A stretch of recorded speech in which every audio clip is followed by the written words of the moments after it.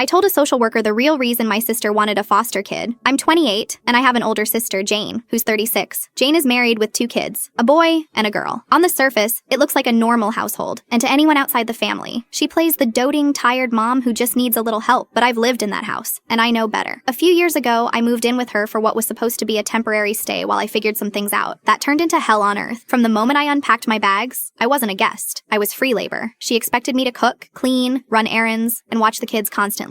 Even after I picked up a part-time job, she demanded I hand over nearly half of what I made for rent, all while still expecting full-time babysitting. If I dared to push back or try to make plans for myself, she'd flip. I couldn't breathe without her monitoring it. I was emotionally and physically drained until I finally managed to move out. That experience killed most of the relationship I had with her. Now we barely talk outside of birthdays or family gatherings, and that's how I prefer it. After I left, she started constantly complaining that she had no help, that nobody wanted to watch her kids, and that it wasn't fair she never got a break. I helped when I could, but I drew boundaries. Just because I'm not at work doesn't mean I want to play full-time nanny again. I'd done my time. Then, a few months ago, she dropped a bomb. She told me she was thinking about fostering. Specifically, she wanted to foster a teenager. That raised some red flags right away, so I asked her why. Her answer made my skin crawl. She wanted a 16 or 17-year-old, someone who had been in the system long enough to be grateful. She said she didn't want a young kid because teenagers are easier, and she wouldn't have to do much parenting. She planned to have them share a room with her son, or, if that didn't work, sleep in the garage. Yes, the garage. She was convinced a foster teen would be so thankful for food, clothes, and a roof that they wouldn't mind doing housework, helping with her cookie baking side business, babysitting her kids, cleaning up, and running errands. She literally said she wouldn't have to pay them anything. She viewed the foster care system as a way to get a live-in maid/nanny without the cost, and once that teen aged out at 18, she'd just get another one. I told her flat out that she was insane, that what she was describing wasn't fostering, it was exploitation, but she laughed it off, said I was being dramatic. They're just foster kids, she said. They'll be lucky to even have a home. A few weeks went by and I tried to forget about it, thinking maybe someone at the agency would see through her. Then one afternoon, a social worker showed up at my apartment. Jane had listed me as a character reference for her foster application. No heads up, no warning, just dropped my name like I'd vouch for her. The social worker asked if I had insight into Jane's home and parenting style. I didn't hesitate. I laid out the truth. I told her what it was like living with Jane, how she used me for unpaid labor and treated me like a servant. I told her exactly what Jane had said about wanting a foster teen to do chores, babysit her kids, work her cookie hustle, and sleep in the garage. The social worker kept a straight face, but thanked me at the end. 2 days later, Jane called me sobbing. She'd been rejected from the program. The agency told her she and her home were not a good fit. She wanted to know if I'd said anything. I told her yes. I told the truth. She lost it, cursed me out over the phone, accused me of ruining her plans and turning people against her. I hung up. Since then, she's been blasting me with angry texts.